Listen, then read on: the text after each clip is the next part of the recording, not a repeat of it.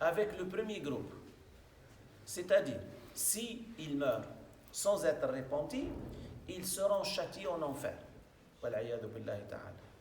Parce que c'est un grand péché.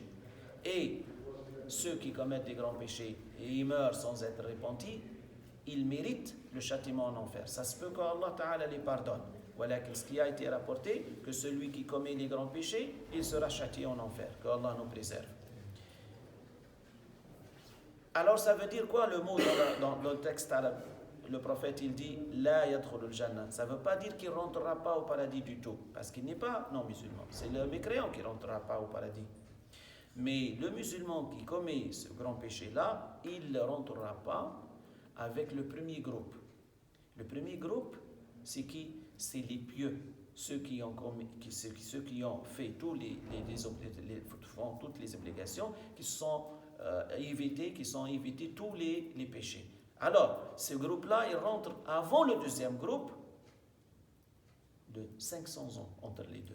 Mais le deuxième groupe, ce n'est pas un groupe qui va être châtié en enfer, c'est le groupe qui va attendre autour du clôture du paradis.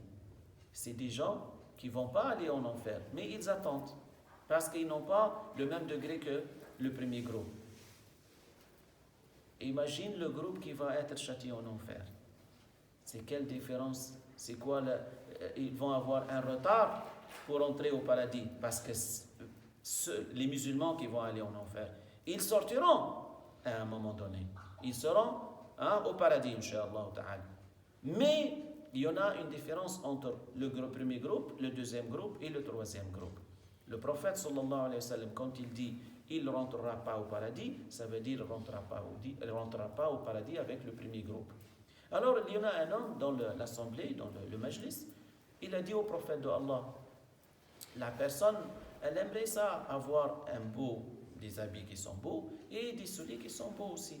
Alors le prophète alayhi salatu wassalam, il a compris qu'il y en a certaines personnes qui n'ont pas bien compris qu'est-ce que ça veut dire être orgueilleux. Alors il leur a dit que Allah Ta'ala, il a des beaux attributs et il veut qu'on a des beaux attributs aussi. C'est-à-dire, Allah il a les attributs de perfection qui sont dignes de lui et il aimerait ça, et Allah aime que l'humain ait des bons comportements aussi. Parce que c'est pas dans les habits que Allah Ta'ala il va nous faire rentrer au paradis. C'est pas avec les habits. C'est avec le comportement qu'on va avoir. C'est avec les attributs d'excellence qu'on peut avoir. Et il explique c'est quoi être orgueilleux. C'est de ne pas accepter la vérité de quelqu'un. Certaines personnes, ils n'acceptent pas la vérité parce que celui qui leur a montré la vérité ou celui qui a dit la vérité, il n'est pas de la même classe sociale. Ou bien il ne vient pas du même pays. Ou bien c'est quelqu'un qui n'a pas les papiers. Ou bien parce que c'est une femme. Ou bien parce que c'est un jeune. Ou bien parce que c'est une personne qui n'a pas la même couleur que nous. Que Allah nous préserve. Alors ne pas accepter la vérité, ça c'est une partie de l'orgueil. Celui qui n'accepte pas, c'est un orgueilleux. C'est le prophète sallallahu alayhi wa sallam qui a défini ça. La deuxième partie, c'est-à-dire, ils peuvent être, c'est des orgueilleux aussi, ceux qui ont un mépris envers les gens, ceux qui dénigrent les gens.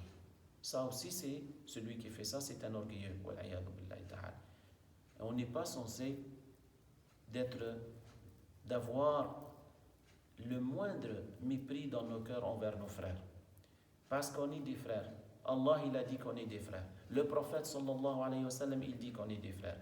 Et tu n'es pas censé d'avoir un orgueil ou un mépris envers ton frère. Il y a certaines personnes qui disent même pas salam alaykum à une autre personne. En disant que, c'est qui lui là? C'est un arriviste là. Il vient pas c'est quelqu'un qui est pauvre, c'est quelqu'un qui n'a même pas les papiers lui là. Ou bien telle personne, regarde comment il est là, et il fait un travail tu vois, il fait un travail, c'est pas un travail qui est reconnu dans une classe sociale noble, comme certaines personnes le pensent. S'il fait un travail de n'importe quoi qui est halal, alors les gens le regardent avec mépris. Il n'est qu'un vendeur là, c'est sur le trottoir. Et alors, C'est quelqu'un qui ne prie même pas, même s'il ne prie même pas. C'est un musulman pareil. On est censé de le respecter, d'aimer le bien pour lui. Ça, c'est pas parce qu'il ne prie pas, ça s'enlève, c'est-à-dire il a des droits qui sont enlevés. Non, il a des droits sur nous. Quand il éternue, on est censé de lui dire Yarhamukumullah. Quand on passe à côté de lui, on est censé de dire Assalamu alaykum. Même s'il ne prie pas. Nous, on est qui pour juger les gens? Qui te dit si lui, là, le lendemain, il priera et il sera meilleur que toi? Que Allah facilite pour nous. Que Allah Ta'ala enlève l'orgueil de nos cœurs et le mépris envers les gens de nos cœurs. Innahu waliyul amri wal qadiru alayh. سبحانك اللهم وبحمدك نشهد أن لا إله إلا أنت نستغفرك ونتوب إليك صلى اللهم على محمد وعلى آله وصحبه وسلم